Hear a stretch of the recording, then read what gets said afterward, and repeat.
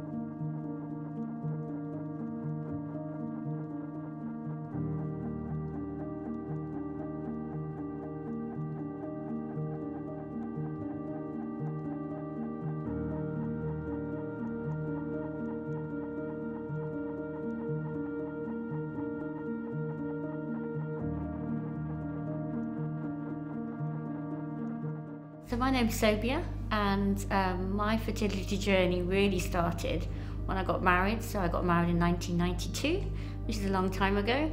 And in my culture, the expectation is that literally the first year you're married, you have a baby. And that didn't happen for me. It was probably 8 to 10 years we were struggling. So in that time, I had IVF 6 times, which was quite difficult. I found it really difficult. Obviously you pay a lot of money for fertility, but I actually found the whole process quite stressful and very emotional.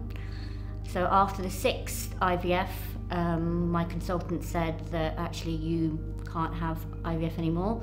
You need to take a break because your body is so damaged now that you just need to rest, which was difficult to take.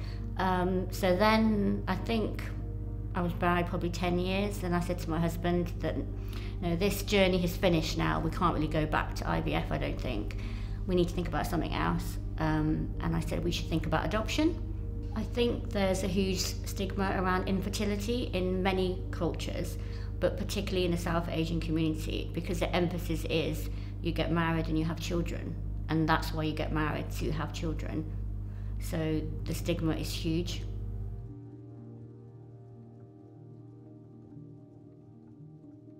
The journey of infertility can be quite a lonely journey because you feel quite ashamed, and I felt very ashamed that I couldn't conceive, and I felt that everybody around me was getting pregnant at work, my neighbours.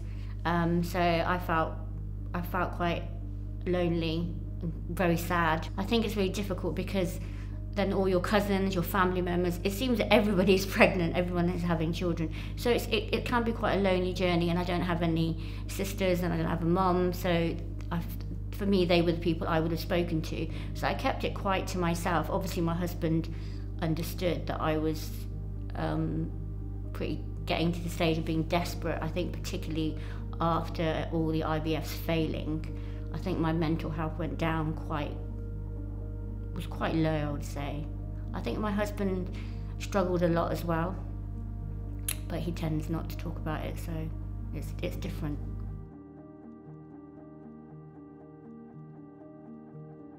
In the South Asian community, the wider community plays a huge part. I remember people stopping me in the street, you know, saying, why are you not pregnant? What are you doing? People I hardly knew. I stopped going to weddings, I stopped going to any functions because I didn't want to be asked the question anymore, and I didn't want to be around anyone that was pregnant. I was struggling quite a lot. In the South Asian community, infertility for women is such a difficult thing because the pressure is always on the woman. And from my personal experience, I think being a Muslim as well, the fact that the apparent opportunity for a man to have a second wife is always there in your head, that if you can't conceive, it's definitely your fault. And even in the wider community, it's always the woman's fault. No one will ever say to the man, you know, oh, have you got yourself checked or anything like that.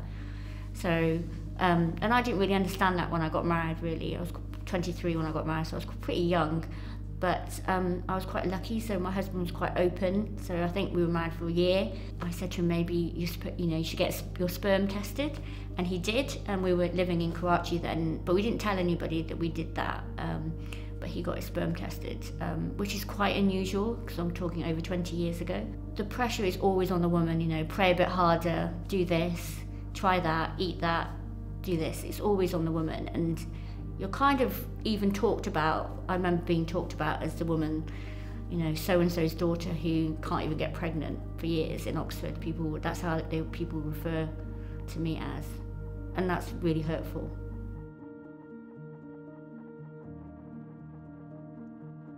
If anybody was going down the fertility journey or having any treatment, is to not be ashamed, because it can happen to anybody.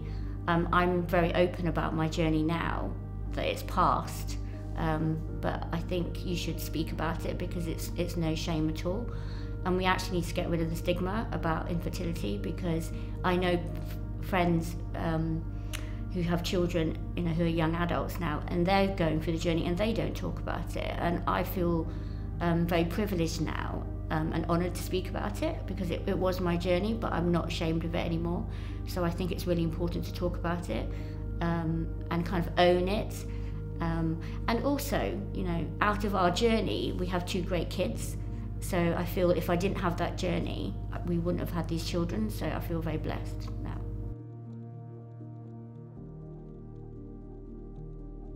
So if you're struggling with fertility, is speak to someone, speak to your GP.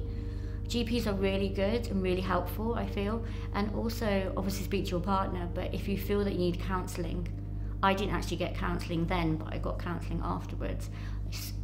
Speak out, don't hold it inside you, because it's not good for you. So definitely speak about it. So with endometriosis, one of the long-term symptoms, they say, is the reduced fertility. So I've had a conversation with my GP, who thinks that also may be the case for me. So we have actively tried to have a child for over 2 years, and unfortunately I haven't got pregnant yet.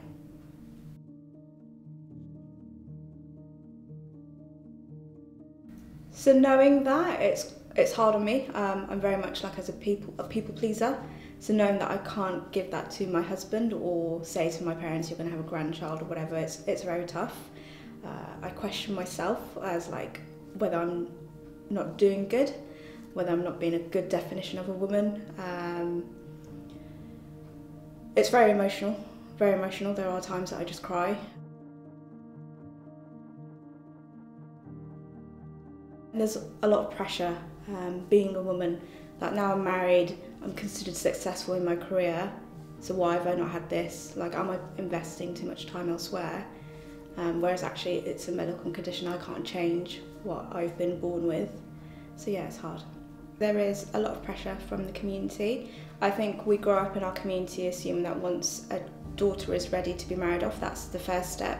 The next step for her is to have a child. We're almost embedded into this process of being a woman determines you as being a producer, a wife, a daughter-in-law. So those roles are very much assigned to you from a young age. So yeah, there is a lot of pressure regardless of what community you come from. I think because as women we're defined by that role, and then in our community unfortunately that role is just pressurised further from in-laws, parents, grandparents, siblings, you name it, the pressure is there.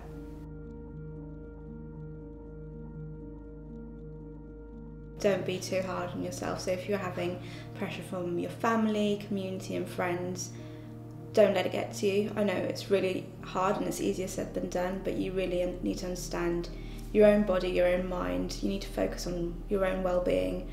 Also just talk to someone, talk to your friends, talk to your family. There are also so many amazing services out there in terms of counselling, therapy, well-being services as well, and mental health services. Just really reach out, don't let it bottle in, definitely speak to someone.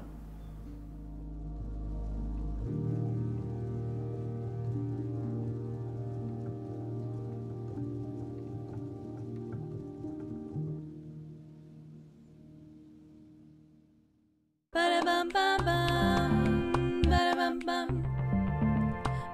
bum bum.